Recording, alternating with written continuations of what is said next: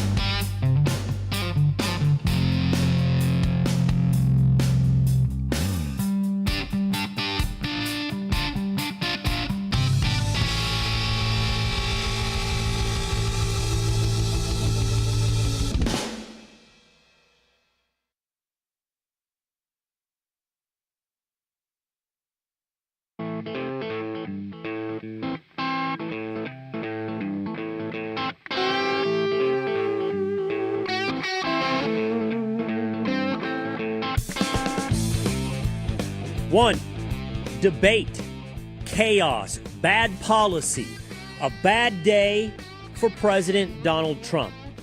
H-1B visas. Are Americans talented enough to do the hard jobs that once put a man on the moon? A man yells, F the Jews at Barstool's Dave Portnoy. Debate, hate speech. Two, Senator Markwayne Mullin on whether or not the end is nigh for Chuck Schumer. Three, Abby Phillips, my favorite kindergarten teacher, and a bridge collapses in China.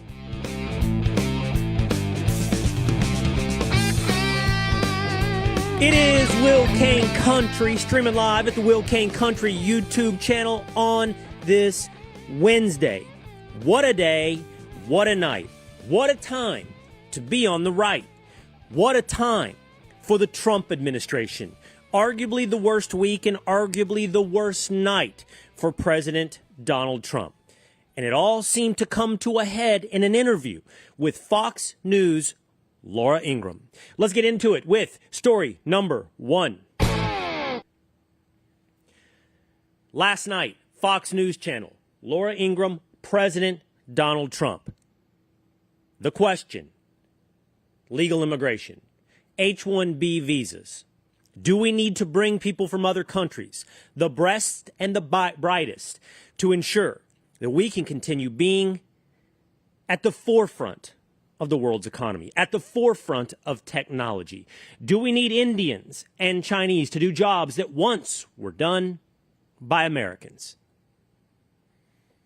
If you want to raise wages for American workers, you can't flood the country with tens of thousands or hundreds of thousands of foreign workers. You also do have to bring in talent. When we have plenty of talented people here. No, you don't. We don't have talented people here? No, you don't have certain talents, and people have to learn. You don't have certain talent, and people have to learn. You can't flood the economy with hundreds of thousands of foreign workers.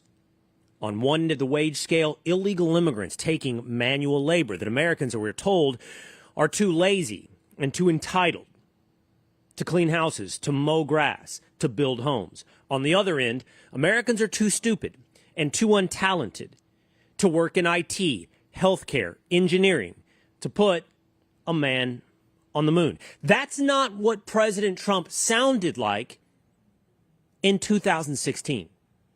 H-1B very well, and it's something that I frankly use, and I shouldn't be allowed to use. We shouldn't have it. Very, very bad for workers. And second of all, I think it's very important to say, well, I'm a businessman, and I have to do what I have to do, and it's sitting there waiting for you, but it's very bad. It's very bad for business in terms of, it's very bad for our workers, and it's unfair for our workers, and we should end it. What's new? What changed from 2016 to 2025?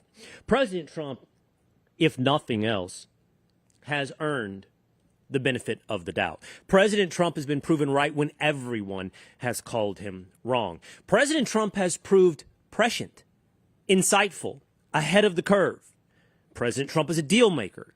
He's practical. And I do believe his best interests keep in mind the future of America. But sometimes that pragmatism can be short-sighted. Sometimes that transactional nature to a deal can cause one to lose the big picture. The point of the entire enterprise of Make America Great Again, because the point of the entire enterprise of collective government is to serve the interests of Americans. That's why we have democratically elected politicians based upon the voice of the American people, not based upon the bottom line of a corporation. We are not simply a cumulative GDP, and we are not simply measured by our quality of economic life. We are a common people with common interest and common cause, with common culture, and, for better or worse, a common future. To bringing in Indian and Chinese workers make America better for existing Americans. And I think that's an open debate and an interesting question. And it's clear that today, that is the opinion of President Trump.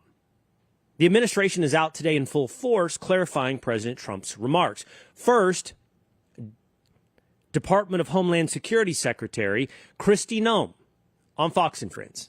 Under the Trump administration, we've sped up our process and added integrity to the visa programs, to green cards, to all of that. But also, more people are becoming naturalized under this administration than ever before. More people are becoming citizens because we're not just streamlining and building some processes back into our immigration policies. We're also making sure that these individuals that are coming into our country and get that privilege, that they actually are here for the right reasons.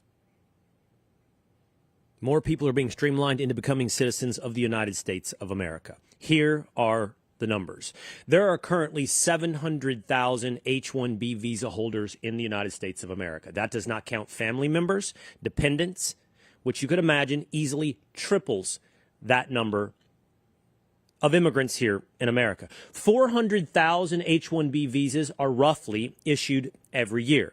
If you're having trouble with the math, how do we issue 400,000 every year, but we only have a population of 700,000 in America? It's because 65% of H-1B visas are renewals. So they come here, they stay here, which does fly in the face of Treasury Secretary Scott Bessent and his proposal this morning on Fox and Friends. I think the president's vision here is to bring in overseas workers where these jobs went. Who have skills. Who have the skills, 3, 5, 7 years to train the U.S. workers. Then they can go home. The U.S. workers fully take over. So do you understand the concern that people have? Hey, an American could have that job. Why you give it to a guy from India or But an American China? can have that job. So because, it's specific skills. Because we haven't built ships in the U.S. for years. We haven't built semiconductors. So this idea of overseas partners coming in, teaching American workers, then returning home, that's a home run. If that's the way it works, Secretary Bessent. But with 65% of the 400,000 H-1B visas issued on an annual basis are renewals, it makes you wonder exactly how long the average H-1B visa stay is, and whether or not these immigrants become full-time Americans and therefore take full-time jobs away from Americans. I do have some trouble with the idea that Americans are not skilled or smart enough to conduct the jobs being brought in by Indian and Chinese. And that exactly is who is being brought in. H-1B visa holders are 71% Indian, roughly 16% Chinese. And I do have some trouble with the idea that simply being born and educated in India has somehow prepared one for a technological life far outpacing what we're able to do and educate here in America. What is it that they are doing in China? What is it that they're doing in India that we're not doing in America? You see, President Trump earlier this week talked about the need to bring Chinese students, for example, to American universities. Here's President Trump. You've said as many as 600,000 Chinese students could come to the United States. Why, sir, is that a pro-MAGA position when so many American kids want to go to school and there are places not for them, and these universities are getting rich off Chinese money. Sure. Never said about China, but we do have a lot of people coming in from China. We always have, China and other countries. We also have a massive system of colleges and universities. And if we were to cut that in half, which perhaps makes some people happy, you would have half the colleges in the United States go out of business. So what? Well, I think that's a big deal. So that, what? I feel exactly like Laura Ingraham. So what? So what? If the future of the American university system is depend upon the idea that you import 600,000 Chinese students every year to stay afloat, then let them die. The university system in the United States of America might be the biggest fraud running in this country. An annual price that far outpaces inflation. College doubles in price, it feels like, every 7 years. You want to go to private school in America? You want to go to TCU? Get ready to spend $80,000 a year. You want to go to a public university like Texas A&M? Get ready to spend $25,000, $30,000 every year. We're graduating Americans with STEM degrees and massive amounts of debt because of an absurd price subsidized by the federal government, loans made easy by the federal government. Third-party payer always works to inflate prices from healthcare to college education so that they graduate not with the marketable skill, apparently, but with mountains of debt. They're debt slaves for the next 20 years of their lives. And they can't pay it off. They can't get a job because what? We're too dumb? We're not skilled enough to get the jobs that we're having to give to Indian and Chinese people coming over to take through H-1B visas? Help me make sense of this. How are Indian and Chinese students so much smarter or better? And hey, I don't believe in this idea that, every American's the smartest person on the planet or that we're all equal. I don't believe that either. Equal opportunity, but look, are you a sports fan? Do I have to explain? We're not all equal. So I don't buy that stuff. But why would so many students from those countries need to come to America to get educated, and yet somehow they're way better than us at getting the jobs that are educated, skilled, and smart? The message that has been sent to Americans over the last several decades is enough to make you throw up your hands and quit. We need all these illegal immigrants. We need them. Americans won't do it. They won't mow lawns. They won't clean house. They won't throw up wood frames on homes.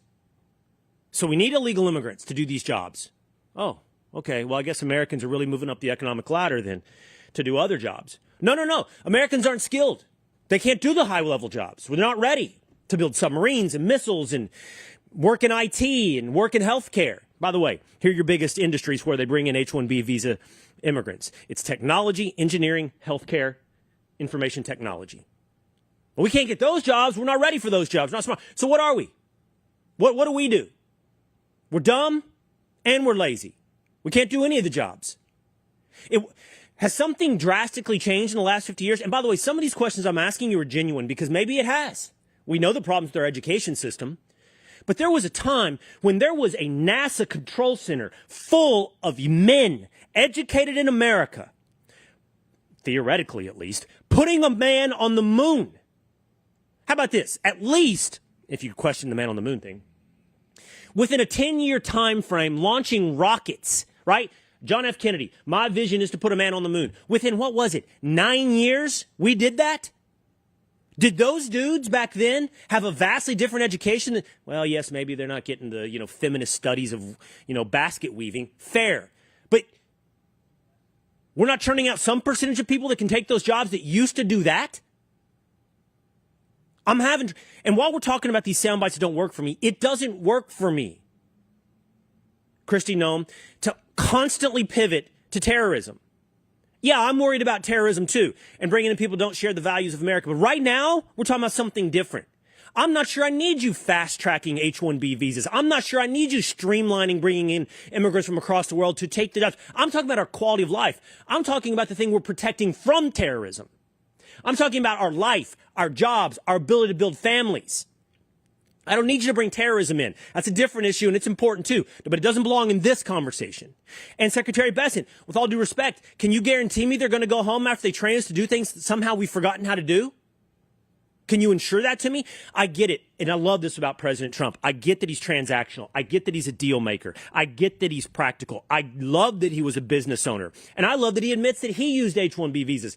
I love all that. I know what I don't know, but I can only imagine what he's going through here. Here are critical industries, Mr. President. We need to make sure that we're at the forefront of all these industries. Okay.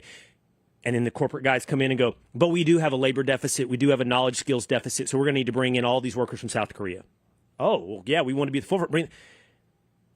Within 9 years, we put a man on the moon, but we can't train somebody up here. There's not people sitting there looking for jobs right now who are of quality. We don't have the talents. I didn't always hear this. You know what? I didn't hear this. I think this was a month ago. This was a month ago from Vice President J.D. Vance. This idea that American citizens don't have the talent to do great things, that you have to import a foreign class of servants and professors to do these things, I just reject that. I actually think we invest in our own people, we can do a lot of good. And for the record, the H-1B visa program, it also hurts the immigrant. It hurts the American worker. It hurts the immigrant. It's to the benefit of the corporation. There's massive fraud in H-1B visas. You ever met an H-1B visa worker? Do you know any? I do. You ever talk to them? You know what they are? They are, in essence, a wage slave. Because their green card is dependent upon an employer-sponsored program. They only get it when they get the job, and it's dependent upon them having that job from the employer, inherently putting them at a disadvantage on their negotiation of salary. They can't because, hey, I can't hop jobs. I'll lose my visa. I'll lose my green card. So the corporation can depress their wage as compared to what they'd have to pay to an American worker. Fact. That's simply a fact. So these high-skilled workers are somehow way better than Americans, but also way cheaper than Americans. You want to hear from a guy inside of tech? Here's Palmer Luckey. Of course, there's so much H-1B abuse. You would not believe what I saw when I was in Silicon Valley. It is insane. It's obviously a program to try and replace U.S. workers with basically slave labor that can't ever escape. The H-1B abuse is crazy. So my simple question for the administration today is explain how this is America first. Explain how this serves America. And I'm here to say maybe there is an explanation. Okay? I'm not saying that as a setup to hit a piñata, but I'm telling you, this isn't what you said in the past. It's against the very instinct, I believe, of American first. So explain how this serves Americans. We'll ask a senator of the United States of America, Senator Markwayne Mullin, coming up next on Will Cain Country.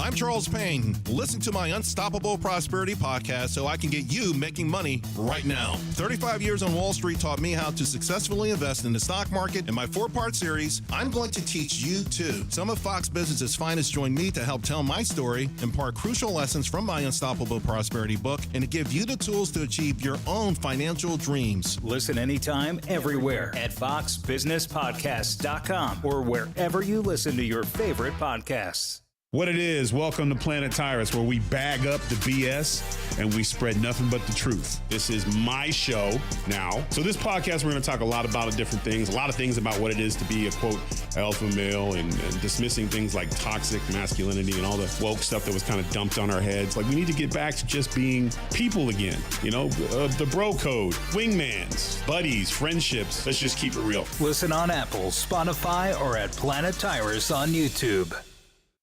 Every hour of every day, Fox News Radio is there with the latest breaking news and information you rely on. This is a Fox News alert. I'm Lisa Brady. I'm Dave Anthony, Fox News. With Fox News correspondents around the globe. At the White House, Simon Owen in London. On Capitol Hill, Jared Halpern, Fox News. The news that matters most to you. The top headlines, all in one place. Listen and follow the Fox News Hourly Update at foxnewspodcasts.com or ask your smart speaker to play Fox News.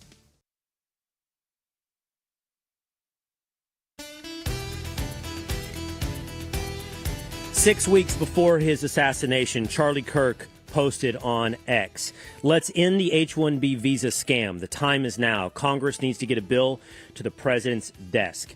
1 month before his assassination, Charlie Kirk posted on X, "This is a social compact breaking down. We need urgency to restore it. 1, mass deportations. 2, stop the H-1B visa scam. 3, dramatically reduce legal immigration. 4, end chain migration and the visa lottery. 5, build 10 million homes for Americans. And 6, crush the college cartel." It is Will Cain Country, streaming live at the Will Cain Country YouTube channel, the Fox News Facebook page, and you can follow us on Spotify or on Apple. Joining us now is a member of the Senate Armed Services Committee. He is Senator Markwayne Mullin of Oklahoma. I have the helmet, Senator. It was sent to me. I got it on the desk. I appreciate it.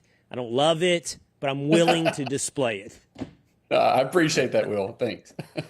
Looks like you collected a few more, by the way. Thank you for sending that to me. Yeah, OU or Alabama this weekend? For who?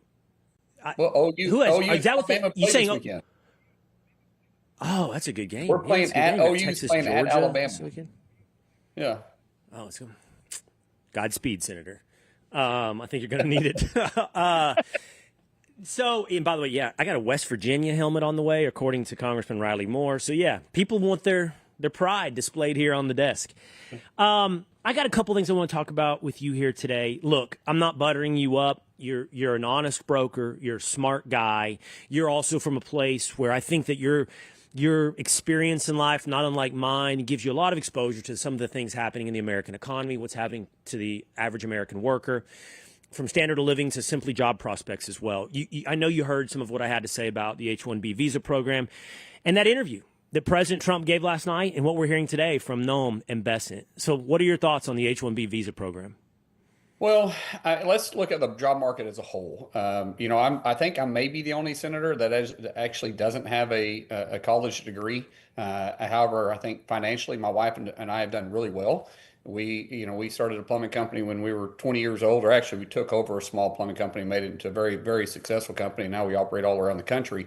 But there is a labor shortage. It takes about 1 million immigrants a year just to fit our growth and projected growth. We don't have the workers. It's not that we don't have not simply we just don't have the people, but if you're below 3% unemployment, then you have about 3% of the population that's not employable because of mental health or whatever other issues that might be ailing them. So we truly do have a people person when it comes to labor market.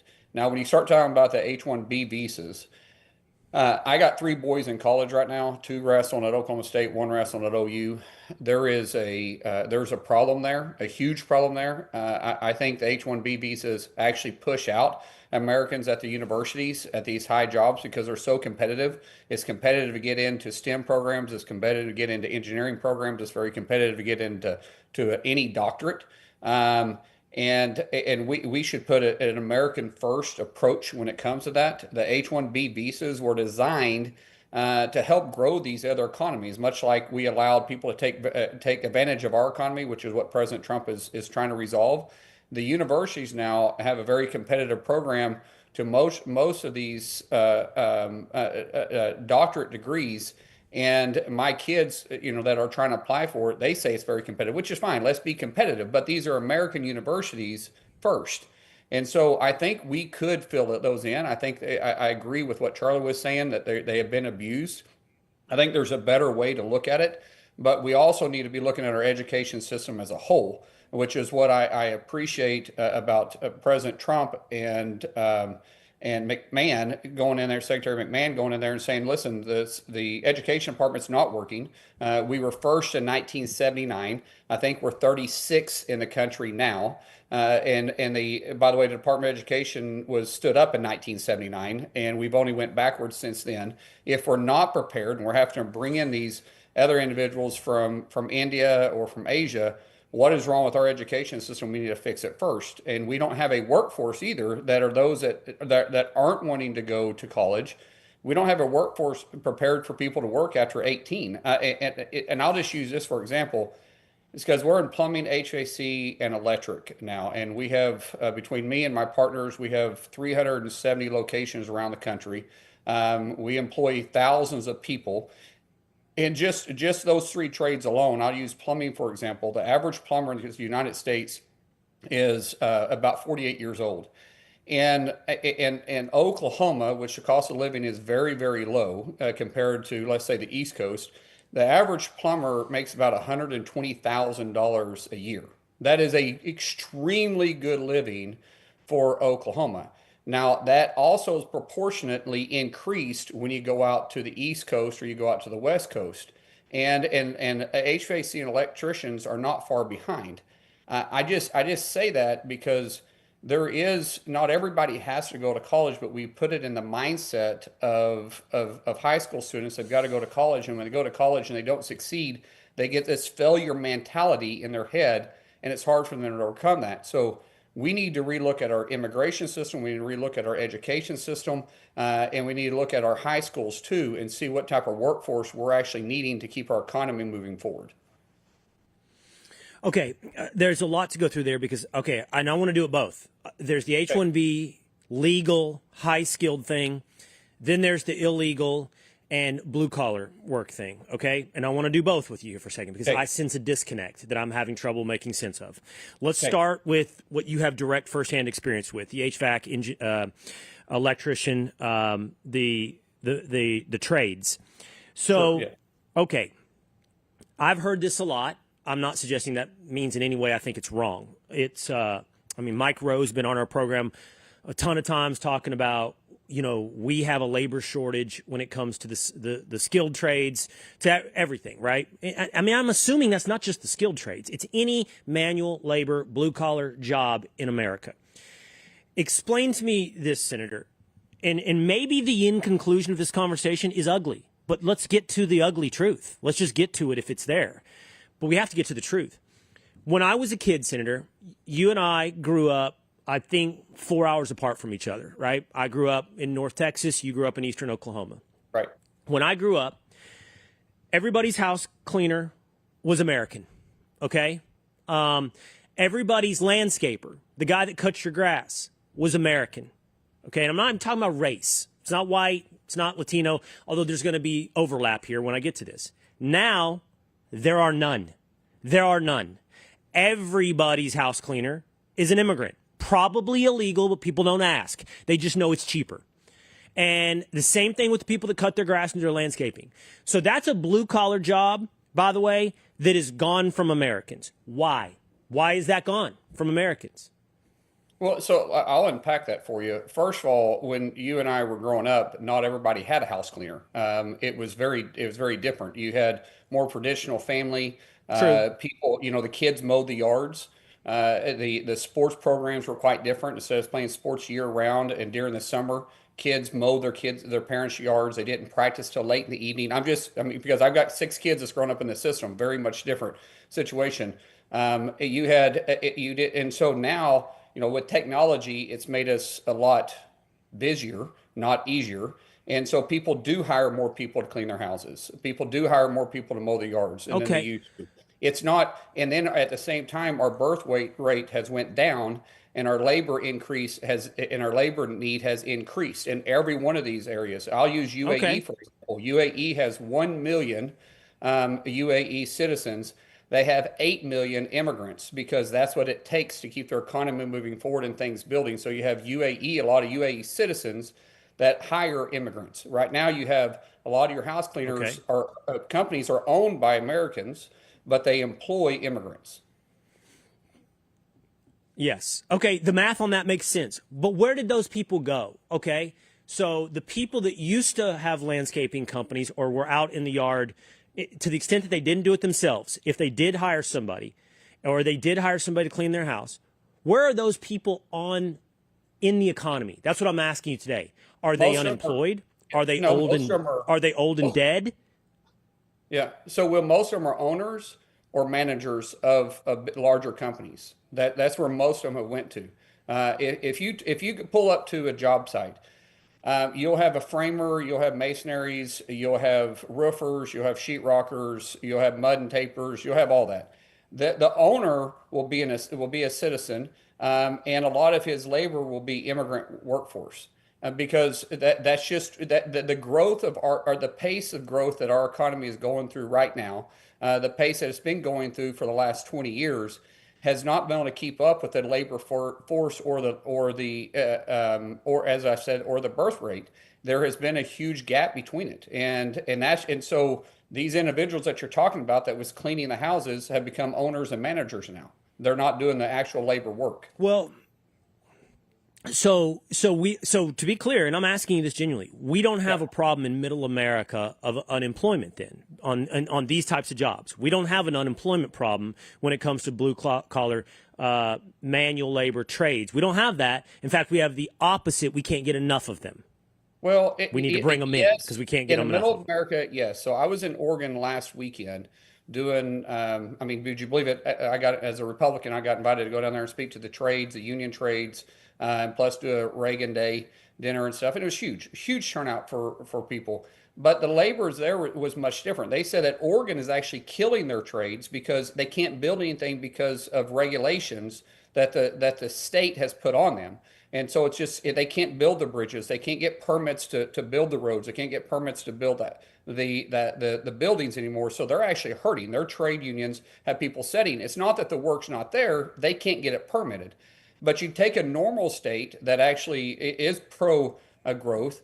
There isn't a work area problem. It is a labor shortage. So there isn't a company out there that's not trying to hire. We have hundreds of job openings across the United States inside our companies.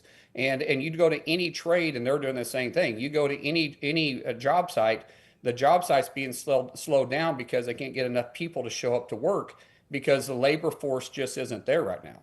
But like I said, if you go to a state that has unemployment below 3%, that is considered fully employed. Okay, so let's just keep going on the math. Okay, so the argument here is that we don't have an unemployment problem when it comes to manual labor, to blue-collar jobs. In fact, we have a labor shortage, and that's why we need immigrants to come in. And let's be honest, a lot of that is illegal immigration we don't want filling those jobs. In some of the trades like plumbing, but it is. Yeah, but not in plumbing, electrical, and HVAC because there's so many licenses. If you want to cut out the illegal immigrations, require these trades to be licensed through the state like we are, like the plumbing, electrical, and HVAC. You have to have an apprentice license before you can get a German license, before you can get a contractor's license. Right. So you have to be licensed. Now, some of these other non-licensed trades, yes, probably so, but not in the licensed trades. It's impossible. Yeah, I got it. Okay, so then I think the argument is that Americans are not chasing those jobs. As you point out, it's what Mike Rowe says. Americans are chasing a different kind of job, and they're running off to college. They're running off to get these degrees, right? And apparently, the American university system is so good that Indians and Chinese and everybody else got to come here to get educated. Now, I'm willing to accept there's a problem in K through 12, right? That there's some education problems there. And maybe the American students are behind the 8 ball a bit. I don't know, than the Indians and Chinese that are coming to USC. But they're there with them. And then they graduate with their STEM degrees. And I believe, I don't have the stats in front of me, Senator, we have an underemployment problem in the STEM careers. So American college students now, saddled with a ton of debt, going to increasingly expensive colleges, absurdly expensive colleges, all of these on my desk. Absurd. Absurdly expensive colleges, can't get degrees, but yet we're told, oh, well, no, the people that came over here to get educated, they're from India and China, they're the skilled guys. We got to have them. We got to give them the visas to stay because they're the ones that actually get the job. And it puts Americans in this trap. We're in this, whoa, wait a minute. There's no jobs. I didn't choose to do this. There's so many jobs in blue collar. I went white collar, but over here in white collar, the jobs go to someone else as well from another country. I don't disagree with that.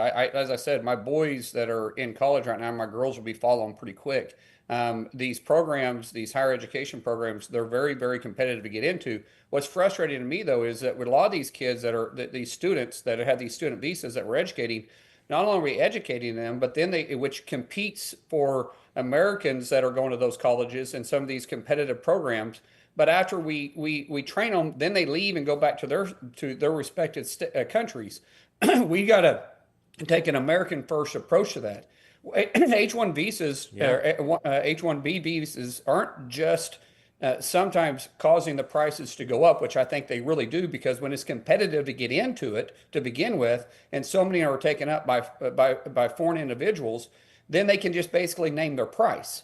So we need to be taking a look at how many Americans aren't allowed to get into these programs because the H-1B visas are taking them. It's not there's not applications. I promise you, Americans are filling those applications out to get ready. And to say you're not prepared to go there after high school, okay, that maybe that's correct, but then the universities get to have the opportunity to bring these kids up to where they're at, because it's not that our brains don't work better. Maybe our school didn't educate us in the area we want to go to, but isn't that what education is for? Isn't that what the colleges are for? To prepare them to get ready for that higher education? I mean, what is the first 4 years of college for if they're not preparing you to be ready for the doctorate program that you're trying to go into? But because they're highly competitive, because we're allowing so many foreign students to enter in them, we're pushing out the Americans. And I think that's where we really need to start taking a look at, is what percentages of Americans aren't being accepted these higher education programs. Yeah. I don't know. I think I don't question the motives of President Trump. I know what I think I know exactly what he's thinking when he talks about we need these people to come in, train American workers and do these jobs. But I do think there has to be a question about whether or not there is another path, a path that brings Americans along. Maybe this is the path that brings Americans along, but it's like, I agree with Vance. Quite honestly, the clip I just played from Vance, I just don't buy that Americans aren't good enough to do these jobs. And if we aren't good enough, then to hell with these colleges that charge $80,000 a year. What are we doing there? What are we getting degrees in? You know, then they should be sued for fraud. Sue them for fraud. If they're going to charge $80,000 for feminist degrees or whatever it may be that keeps you unprepared for life and the ability to compete, then they're just stealing from people. And by the way, getting government loans to continue to steal. Well, once again, I'm dealing with this as we speak. So let's talk about a 4-year degree. A 4-year degree is supposed to be a 4-year degree. Consider it to be a full-time student, according to NCAA sports regulations. You got to do 12 hours, continued 12 hours. So that's considered a full-time student per semester. My son, who's been wrestling, he's done 14 hours per semester. He's a junior right now. He went in to see his counselor just 2 days ago, and they said for him to get his degree that he's looking for, which is an ag degree. It's an ag marketing degree. He has 2.5 more years, even though he's been a full-time student the whole time. He called me and he said, "Dad, I don't know. I don't know if I'm going to stay here for 2.5 more years," because that's 5.5 years of college essentially for him to go through to get it's supposedly a 4-year degree. Yeah. So it's frustrating. But you go back and what JD said, Vice President, he's absolutely correct. Americans are plenty smart enough to be able to do this. Once I go back to what I was saying, a lot of our kids that are trying to get in these programs are being pushed out because of these H-1B visas. Or these student visas that's turned into H-1B visas. What the President Trump is looking at, because I've spoke to him about this in length, but I'm not trying to speak for the president. He's like, listen, today we have an issue, and to keep our economy growing at a 3% GDP and over, we don't have the workforce prepared to do it now. So let's bring people in temporarily, and I believe that temporarily, to be able to get it to where we need to go tomorrow, because we don't have 5 years to rebuild what has been ruined by these politicians, and because that's, I mean, career politicians is what's been running the country. He's came in and mixed that whole mold up. He sees what needs to happen, but he's looking for tomorrow to be able to get to the future. And that's what a business guy does. Right. And so he's looking from a business perspective, but it's not a sustainable 10-year program. It's a 5 and 10-year program. It's kind of like our shipyards. We have lost a skilled trade. We still have a skilled trade, but these guys are in their 50s now, and there's a gap between 50 and 20-year-olds that doesn't have a skilled trade to be able to build the ships in the masses numbers that we have to have. So we're looking at starting these shipyards. Well, we've exported all of our shipbuilding to Korea. And so we're saying, okay, now we're going to have a shipyard back in, but we're going to have to bring in Korean employees to build, to work alongside American employees to get our skilled labor built for us to be able to do it ourselves. Because guess who taught Koreans how to build ships? We did. And then after we built them... That's so weird. And now they got to train us. I know. I can't. I know. We taught them. Now we need them to train us. I know. Yeah. But this is what happened when we started exporting all of our jobs, and we had leadership in the White House that did nothing about it. This is what President Trump made a staple about, and when in 2017, and he's carrying off that vision now in 2025, and he sees a plan. He has a plan to get to where we need to go, and it's unfortunately true. Our middle class has been lost because we've allowed our middle class to be shipped overseas. We've shipped trillions of dollars overseas with manufacturing. We've allowed it to be built for us to rebuy it, to ship the dollars back out. At the same time, our middle class is dissipated because we wasn't paying attention because of regulations or whatever purpose it was that pushed manufacturing out. It wasn't just labor, because if labor was just the problem, then we could offset the difference in the labor at the cost it is to ship product out and ship it back in. And what President Trump is doing with the tariffs is leveling that playing field. Listen, I think that was a very good, honest explanation. I really do. Okay, I'll make a deal with you. You get 3-year H-1B. 3, and then they got to go. And then they got to go. And if they can't train them in 3 years, maybe maybe one of these $80,000 colleges, one of these $80,000 colleges can invest in a shipbuilding major. Let's that might be negotiate. valuable. Let's negotiate and say 4 years, because an apprenticeship program is 4 years before you become a journeyman. I'm going to think about it. Not a deal yet. I'm going to think about it. Should I start at 5 years and then we meet in the middle at 4? President's gone in 3 years, Senator. And so unless J.D. Vance becomes president, I'm afraid what it looks like afterwards. Fair. All right. Speaking of that, let me ask you about your body in the Senate. So Harry Enton, he's gotten to be a pretty funny data analyst over on CNN. He was talking about the Senate Minority Leader. He was talking about Chuck Schumer. Watch. His own party, he's underwater. He's at -4 points. That makes him the least popular guy for a Dem Senate leader going all the way back since the mid-1980s at least. I think he did a Charles Barkley impression as well. He said, terrible, terrible, terrible for Senator Schumer. By the way, do you think Senator Schumer's in a weird position here? Because, look, I think he's responsible for the shutdown. The Dems are mad that there's no longer a shutdown. The base is mad. There's reporting today Schumer actually extended the shutdown. He kept the coalition together for an extra, 2 or 3 weeks. 2 weeks. They wanted to fold 2 weeks ago. These 8 Democrats, they wanted to fold 2 weeks ago, and he held them together. And now, he's a zombie. He's a dead man walking inside the Democrat Party. Actually, it was 13. I was part of those negotiations. They had agreed to reopen the government. Sorry about that. They had agreed to reopen the government after No King's Day or No King's Rally.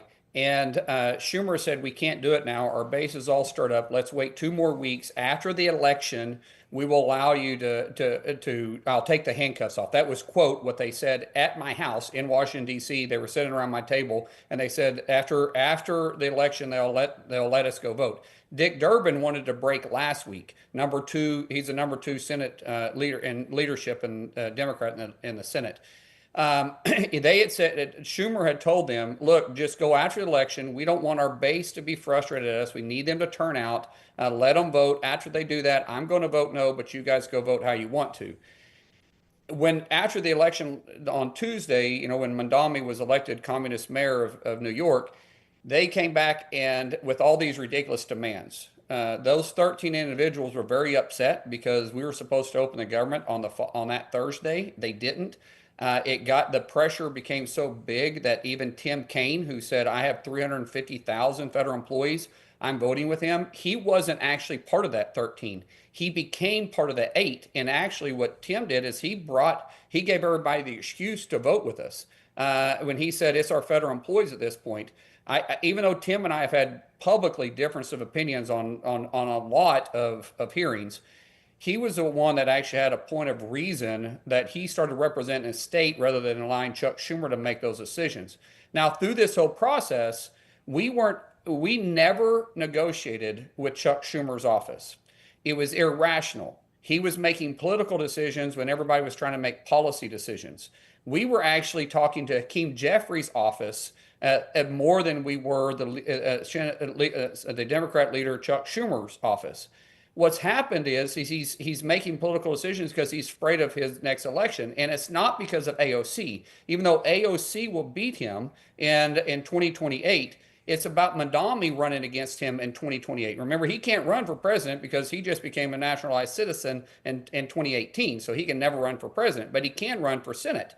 And when you start looking at AOC, she's probably eyeing a vice president ticket with Bernie Sanders, because Bernie Sanders right now leads the polls as the likely presidential candidate in 2028, because this extreme base that Bernie Sanders has been building that the Democrats now are listening to, which has drove them off the cliff, which is why they had the lowest rating in Democrat history since it's been polled right now, because they're being led by this socialist movement. So you're telling me, two follow-ups. I'm sure you're not going to tell me, but there was 13 Democrats that wanted to break ranks. Yes. Ultimately, only 8 did. Tim Kaine was one of the 8 and not one of the original 13. So math, 6 Democrats, went from being reasonable to irrational there in the last week? No, they moved into the vote no, hope yes caucus. There's a lot of people that do that. Oh. They vote no because they're scared of their base. But they really want it to be open, so they hope yes, and that is very, very common for. So they looked over there and go. They go. Thank God Tim's going to vote. Now I don't have to. That's what they did. You know, two of them that said yes, that had voted with us in the past, were the 2 senators from Georgia, that had, and I'm not going to name the rest of them. Those 2 just that upset me the most, because they had said that they were going to vote with us. Plus, they had voted with us on the past throughout this whole negotiating process on different bills, and they were MIA during the final vote. Oh wow, yeah, Ossoff and Warnock, you're right. I forgot about that. They were always yeses, and then at the last minute they get to say no so they can placate the base. They're gonna politically, they're both they'll play that both ways in Georgia when they're running for office against Derek Dooley or. Yeah, they'll say that we voted. Yeah, we voted to pay essential employees, because those they never voted on us with the CR, but they voted to pay essential employees. They voted for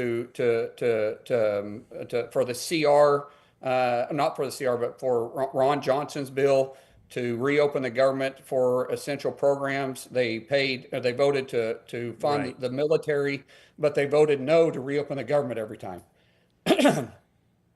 So, and your prediction, just to be clear, Senator, is that Schumer's not running afraid of AOC because she's going to take she's eyeing a vice presidential nomination, but Schumer's now afraid of Mamdani running for Senate? Absolutely. Listen, he didn't become, I don't know what's going on with my throat. He didn't become that schooled in his answers overnight. He was a city council member. As he went on, he started talking like Obama.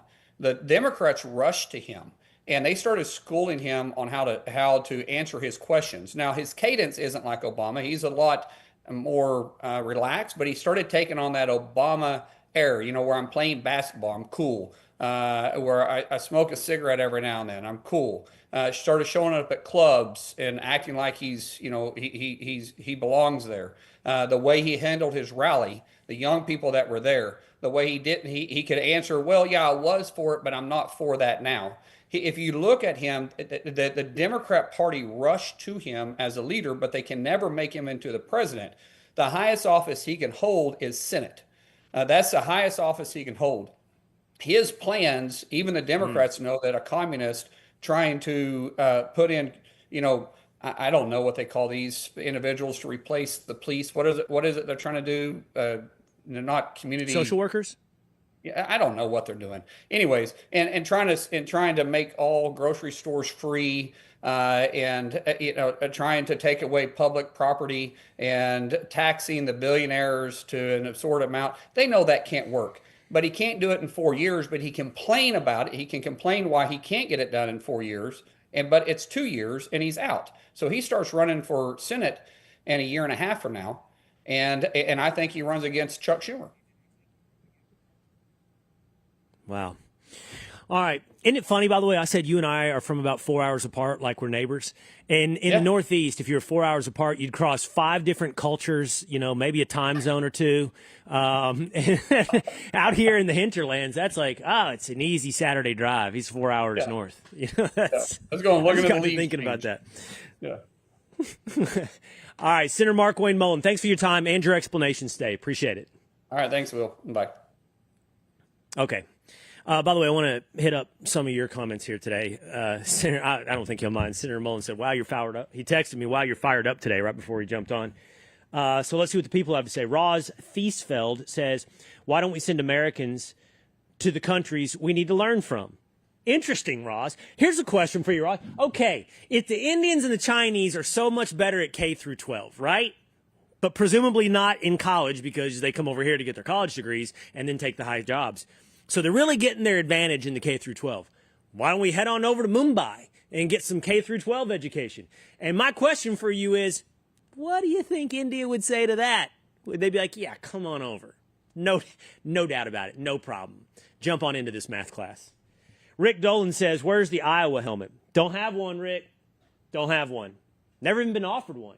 I'm going to be honest, Rick, and no offense, never even thought about one. George Bethel. Yes, he did rearrange the helmets. Who did what, Dan? What about the helmets? What'd I do? Someone asked if you rearranged the helmets first, and then this person was saying, yes, he actually did. They're fascinated by you rearranging in what orders. Yeah, exactly. Well, it's kind of random. Dean did it today, and then I made sure OU was a little more prominent because of the senator. Mm-hmm. Windmix says, corporate companies demand everyone have a degree. True. The helmets, Thomas Edward Brady says, the helmets look like Will is about to pick a school on signing day. It's so true, Thomas. Let's just for a minute pretend I'm a 5-star quarterback. I'm not greedy, just top 5 in the country, not number 1. And this is who I'm thinking about, Who would you pick? Who would you go now, to? Obviously, I'm a homer. Without UT. Without UT. Yeah, I mean, let's do. Okay, so we'll take this out, right? I've always wanted to do this. Do the and hats maybe A&M and like take A&M out. I don't. Okay, where would I go? Like out of Texas. Out of Texas. You want to take me out of Texas? Maybe. Yeah, because I am going to lean. Yeah. I'm going to lean heavily. Well.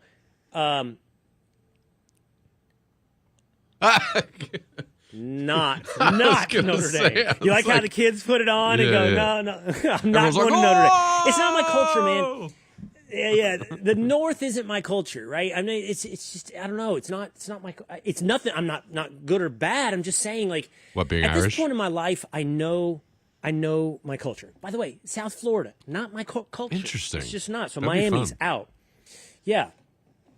So here we go. And I'm going to leave these Texas schools in. Okay, I'm not going to Oklahoma. That's just how it is. I do think this would be pretty fun going to A&M. I actually, the stuff that you make fun of them for is the stuff I admire about them. That's the same thing with the Eagles. My hate is the same as my love. I love your passion and your weirdness. What do you got, music going? Drum roll. I'm going to tell you where I go, and I'm a little bit of a homer. I know which one I'm going to pick, okay? I've been around the head coach. I like the head coach. I hear great things about the program. I'm taking my talents to South Carolina. I would pick Clemson, I think. Really? I think I would. I wanted to play baseball there my whole life. I think I would. That was my number one thing I wanted to go. I got Miller, who went to TCU over here, very upset. Yeah. TCU is stuck right now in 8-5. And am I the guy that can get them to 10-2? I don't know. I need a little more high-flying prospects. Can I say something? And I don't want to offend Miller and Ellie, who went there, but the Horned Frogs, It's a little. What, you don't like that? You don't like that? Oh, I like it. Sorry, guys. I'm just kidding. I'm just kidding. A horned frog? I'm just kidding. It satisfies. Look, Sooners, good. Aggies, good. Horned Frogs, good. Hurricanes, good. Longhorns, good. Fighting Irish, good. Do you see what they have that maybe these three do not? SMU, Texas, and Auburn? unique to who they are, to where they're from. That's what I like. I just don't need more lions, tigers, and bears. You know, Mustangs is actually pretty good. It's pretty regional, and not everybody's a Mustang, actually.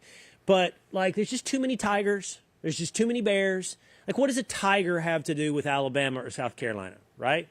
What does it have to do with it? What does it have to do with LSU? Well, they have the whole war eagle thing. That's what I'm saying.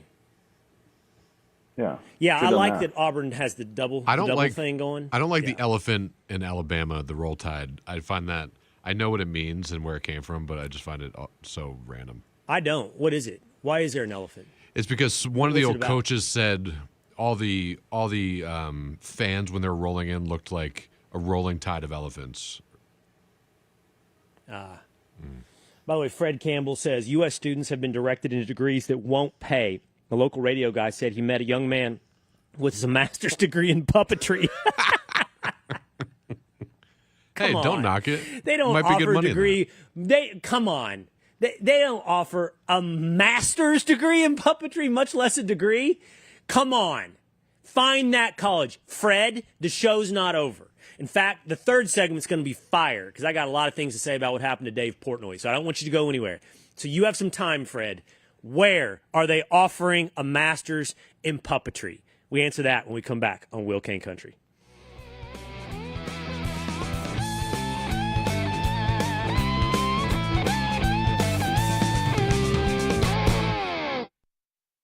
The world of business moves fast. Stay on top of it with the Fox Business Rundown every Monday and Friday. Fox Business reporters, anchors, and hosts will bring you beneath the stock market speculation and boardroom drama to tell you about the biggest business stories of today. Whether you're on Main Street or Wall Street, Fox Business is invested in you. Listen to the Fox Business Rundown every Monday and Friday at foxbusinesspodcasts.com or wherever you download your favorite podcasts.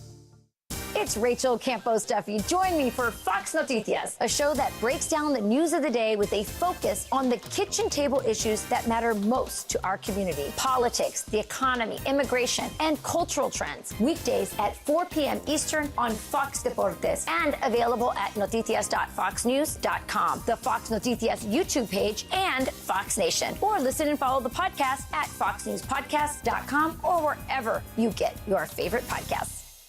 This week on Perino on Politics, I'm joined by Republican strategist and co-founder of South and Hill Strategies, Colin Reed, and national reporter and columnist for the Washington Examiner and Washington Post, Selena Zito. Listen and follow now at foxnewspodcast.com.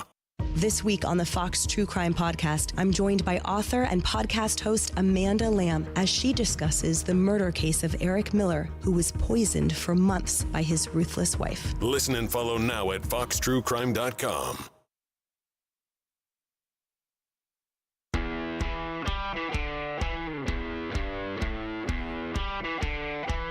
I got your answer. Where do you get a master's degree in puppetry? It is Will Cain Country, streaming live at the Will Cain Country YouTube channel, the Fox News Facebook page, where we are, both locations, Monday through Thursday, 12 o'clock Eastern Time, live. You know that if you're watching right now and you're in the comments section, like Justin Moore, who says, I appreciate Will expressing our concern about the H-1B situation. You know, Justin, like the sinner saying I'm fired. I legitimately am fired up. So yesterday, let's bring in Dan and Tinfoil Pat. Like yesterday we had this conversation about the system, and the right is leaning into a bit of victimhood about the system. And Pat, I didn't say that part yesterday, but I do feel like you're kind of indulging a little bit of victimhood. Like, just do some Jocko things and take control of your own choices and let the chips fall where they may. And if you succeed, you succeed. If you fail, you fail, but you feel better. And the system blaming, I just feel like it's too much victimhood. That's just how I feel, dude. I just do. But I think I'm fired up. I think I'm fired up because this is a broken system. Like, and I'm not in it. It has nothing to do with me. This is BS. And some of it is based upon bad choices, okay? Individual bad choices. Because I'm going to be real with every college kid. What you go get educated in matters a ton. Simply getting a college degree is not good enough. It's just not good enough. And so it matters what you choose to study, We have to what decide you at choose 18. to become an expert in. Well, I mean, so young. You know what, man? Some people go to war at 18. I get it. I get it. It's young. I totally get Taking it. out loans. I don't put that on. I say it to my kids. I don't think you have to know what you want to do for the rest of your life when you're 18 and you start college. But how about this, Dan? You might know getting a master's in puppetry ain't going to be the best thing for you getting a high-skilled job. You're crazy. You might know that. You're crazy. And by the way, FSU has a great circus program. Oh, I didn't think about that, but they don't do puppetry in the circus, Pat. They don't do it. Not anymore. Not Not that like I'm they aware used of. to. Yeah. We did have the circus. We have circus tents, the whole 9 yards. Jeez. Bring back the circus, including, by the way, the whole thing that's socially inappropriate now. No.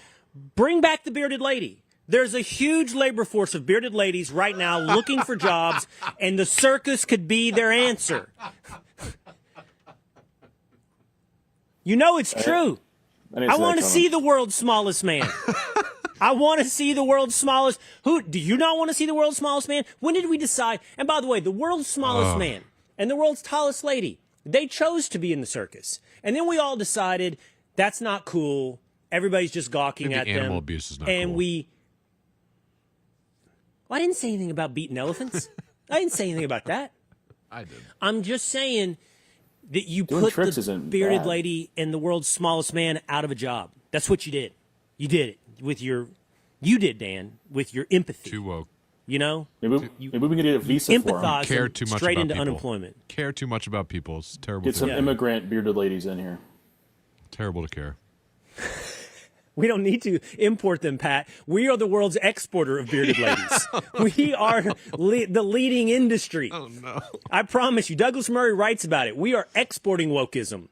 This is our major. This is what we've mastered. We have masters in puppetry and bearded ladies, while the Indians and the Chinese are building submarines that we once trained them to do. So they come here to learn how to be bearded ladies. That's what's going on in America. The answer is UConn, the University of Connecticut, offers.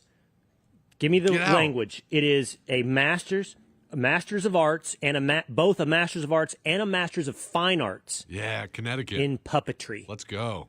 That's my state. Just churning out the sub builders. We have Yale and puppets. Gosh, it's a real thing. So I think it was Fred that jumped in and said that. By the way, Thomas Edward Brady jumps in and he says, "How many push-ups can Will do in a row?" First of all, Thomas, why are you thinking about that right now? Yeah, I don't know. What did that have to do with? Am I looking good or bad? I feel self-conscious. I just wanted to throw that in to throw you off. And I have a question for you. What is a lot of push-ups in a row? What is a lot? 30. What is the marker? You think doing 30 in a row puts you what? Top 10%? A lot, yeah. Top 5%? Well, you did 1%? CrossFit. Like, I did CrossFit for a while. You do the push-up challenge. Like, what do people do in your classes? That was a huge thing. I'll tell you this. If you do 30 push-ups in a row, and I know a lot of guys like the Secretary of War who talk about doing 50 to 100 in a row. Yeah. And I do think there's a great variation in the quality of push-up. There's a great variation in what people call a push-up. And my form is not pretty, but I will tell you this. They are burning at 30. They're burning. I could do 30. I could do more than 30. You have long arms. Not a lot more. And they are burning. They are burning at, 30, 31 to 35. Guarantee. Yep. And I don't know, is that a lot or is that not a lot? It's a lot. Not for a Navy SEAL. Suzanne says, did Will just say breast and brightest? And Sarah says, I think so, Suzanne. And the answer is, I did. I heard it when it came out of my mouth. I said breast and brightest. And I don't know what to tell you. I thought about leaning into it in the moment and stopping down. But on the other hand, I was kind of rolling. And I was like, I'm just going to keep this train going down the tracks. Freudian slip. But I definitely said breastesses and brightest. I mean, if we're going to import people. All right. Yeah, I'm with you, Pat. Bring in the breast and the brightest. I think Trump would be in on Trump that, would by be the way. all in on that. That'd be his slogan for it. This is a big pre-show debate. Dave Portnoy, I believe he's doing a one-bite pizza review in Mississippi. Starkville? Was it Starkville? Yeah, for that's right. Mississippi State game? Yep. And this happened to Dave Portnoy. Hey, the Jews! You Dave Portnoy. Not cool. Why you come in the camera, buddy? Why you come here? Oh my gosh.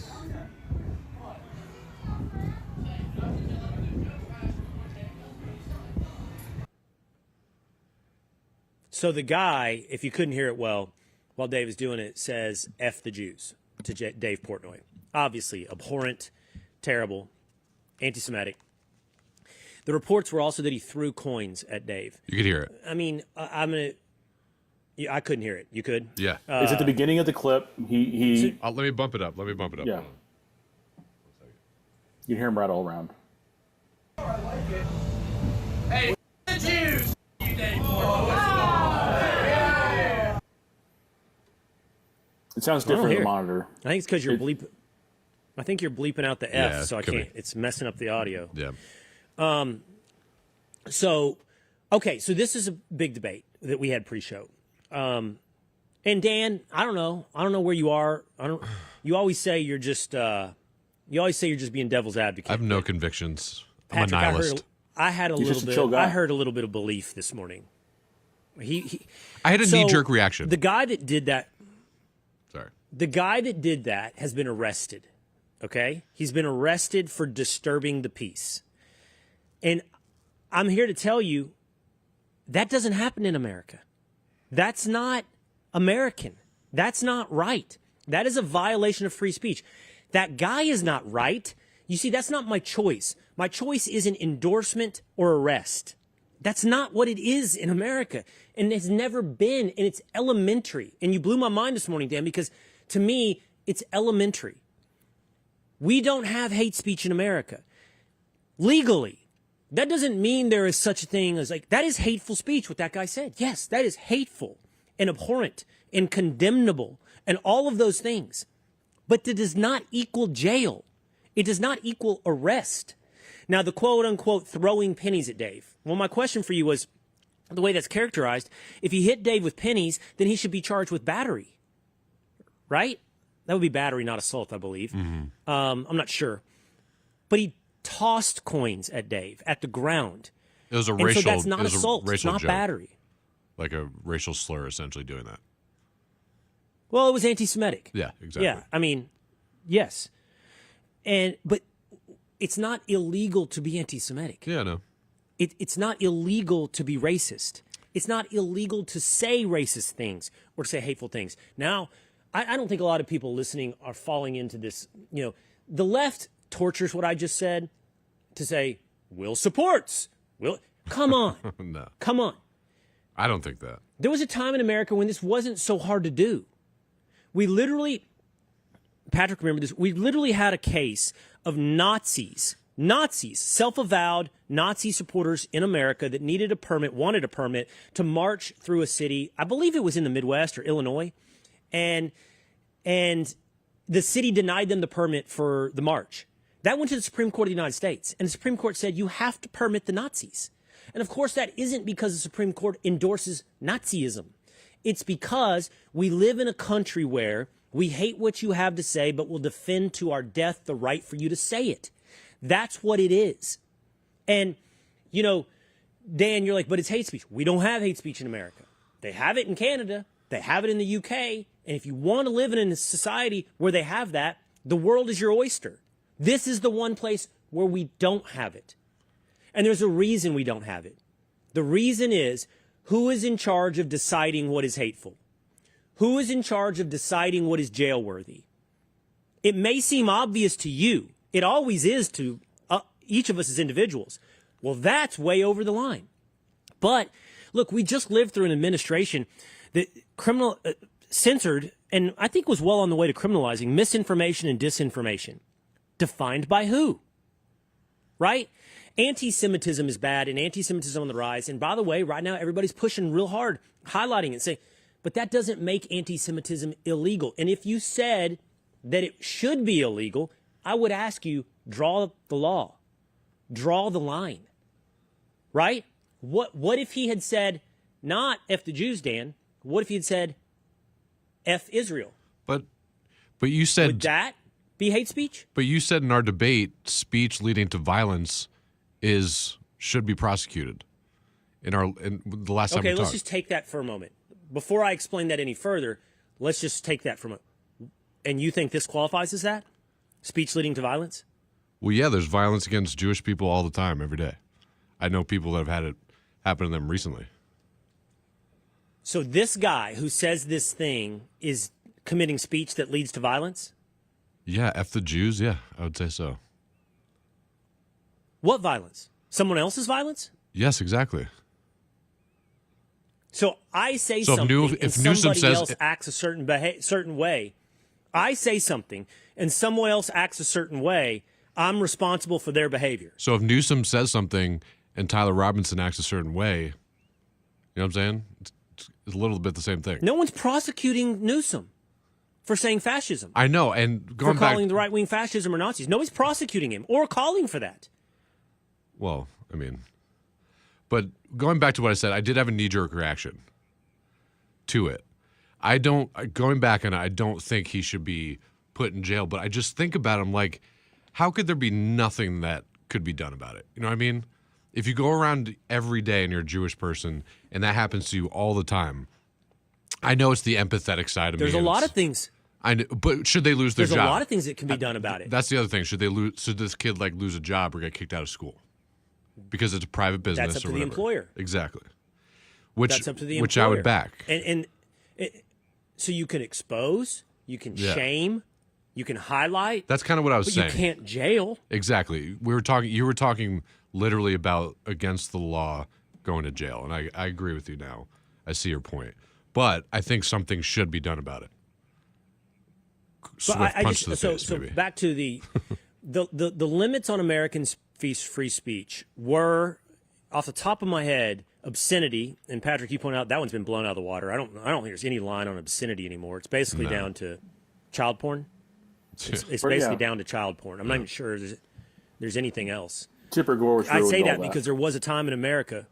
There was a time in America we had serious debates about the definition of obscenity. Really? Right? Like Like the Hustler F-words? magazine. Oh, the night. That's the People versus Larry Flint. Right? That's yeah. what that is. That's that's those cases. I don't know porn until I see it. Or no, whatever. no. It's not about but it's also like Tipper Gore and going after the music industry and all that kind of stuff. PMRC, I believe. Yes, correct. All the way through the 1990s, right. And then direct incitement to violence. And that's the famous, it's the 1969 Brandenburg case. It's a direct incitement to violence. And the standard is your words have to lead to immediate action, and they have to be specific and a call to action. So if that kid said, he doesn't even have to use the word Jew. If he simply said, there's Dave Portnoy, let's all go and whatever, beat the hell out of him. Mm-hmm. And 3 or 4 people go, yeah, and they go do it. Now that guy is criminally liable. Now he is. Yeah. This is what they tried to go after President Trump for on January 6th. But there was no direct incitement to violence.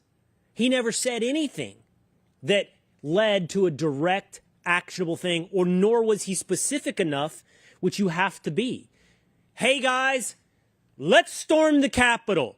Go take them down and drag out Mike Pence. That's literally what it would have to be an infringement on the First Amendment, to be someone to infringe the First Amendment. What are you worried about that being clipped, Patrick? But you I'm do just call glad for they don't watch our show. But you do call for people being held accountable for their rhetoric leading to violence.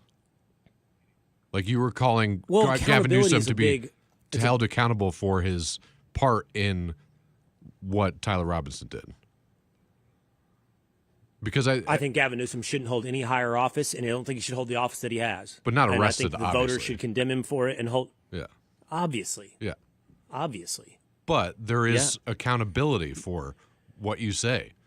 I mean, F around and find out. I mean, you know, that was kind of my point. I didn't really mean throw him in jail, that kind of thing. But there just has to be something to be done about it, whether it be a job, school, whatever. I mean, you can say whatever you want, but it doesn't mean there's no consequences. Well, then we have debates about what those consequences are. Now Sure. we're in the world of judgment and wisdom, and what's the appropriate consequence for inappropriate behavior? Where in society do we have forgiveness? This is the constant debate we've had in sports, right? Josh Allen tweets lyrics to a song or lines from, I believe it was Modern Family when he's 14 years old. Do you hold him accountable when he's 22 and going into the NFL draft? Sure. Right? This is the kind of thing we did for 7 years. What kind of accountability is appropriate for certain given situations? And that's where we started talking about cancel culture and things like that. But anyway, I'm sorry that Dave had to deal with that. I'm sorry that anyone in the world has to deal with that kind of stuff. That is condemnable. It's anti-Semitic. That guy should be ashamed. And that's the end. Yeah. Well, I mean, maybe there's a little more accountability in his private life, but that's the end of it publicly. That's the end of it legally, certainly. That's who we are in America. All right, before we go today, let's do a quick trip around the world with Final Takes. Tinfoil Pat. Final Takes. Yeah, our first trip is to China, okay? China. Where they just built a bridge in a major place near a hydropowered dam or something like that. And the bridge just opened a couple months ago and it already collapsed. I believe we have a headline there. Major Chinese bridge collapses into river just months after opening to traffic. Luckily, no one was on it. It was in the Sichuan province, and it just cracked and fell right on in. I don't know where that is. So actually. this is Goes the for bridge labor force. that, like a few months ago. Is this the bridge that a few months ago we saw like as a technological marvel? Oh God! It right? was not like the same it was bridge. huge. Oh, It's not the same bridge. The God, one that was not over the this same huge valley. Yeah. I was a little worried that it might be, but if I were somebody, wouldn't you want to be a little concerned if you're eating on that restaurant on the roof or the top of the bridge there, right? Yeah. Oh yeah, yes.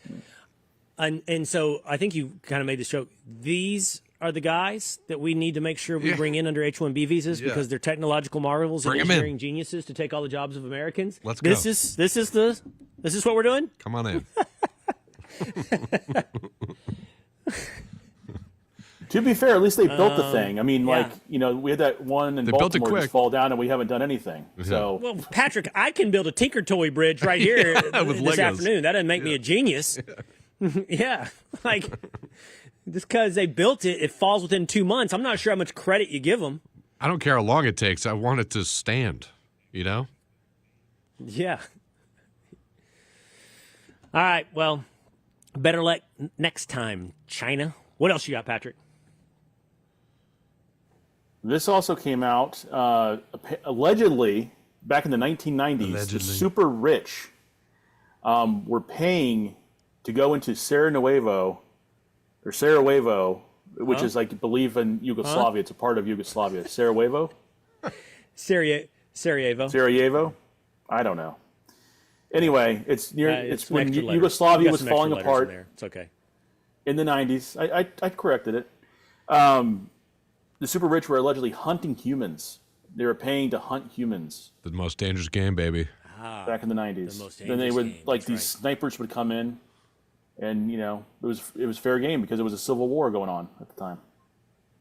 Come on, that is crazy. It says including kids in that headline. That headline. Yes.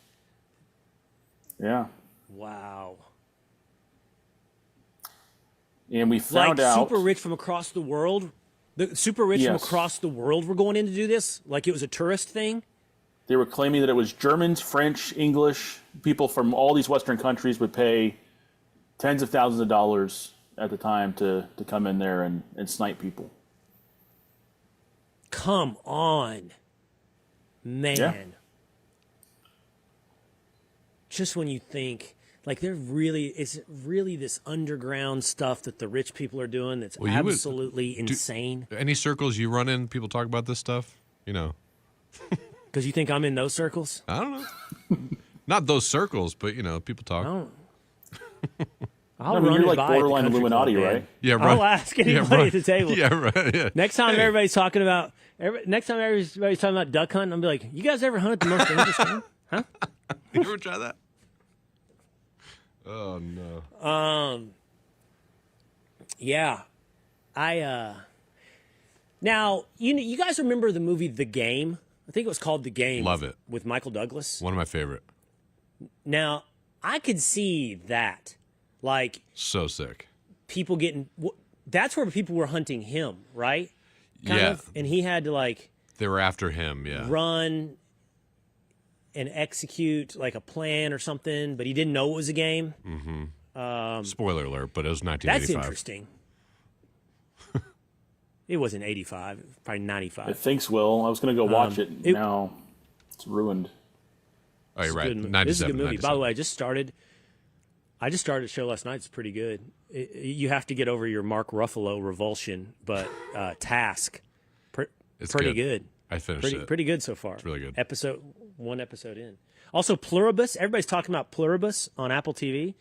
Haven't watched that, but everybody's saying Connor told me to watch it. It's great. It's from that AI hater, Vince Gilligan, I believe. Yep. That's right. Breaking Bad. Better Call Saul's Vince Gilligan, which is enough of a selling point right there. So there's your update on what to watch. And that is a much longer show than we anticipated doing today, so I'm going to get on out of here and let you get back to your day. I'm sure lunchtime is over, so get back to work, or they're going to give your job to somebody from India. We'll see you next time.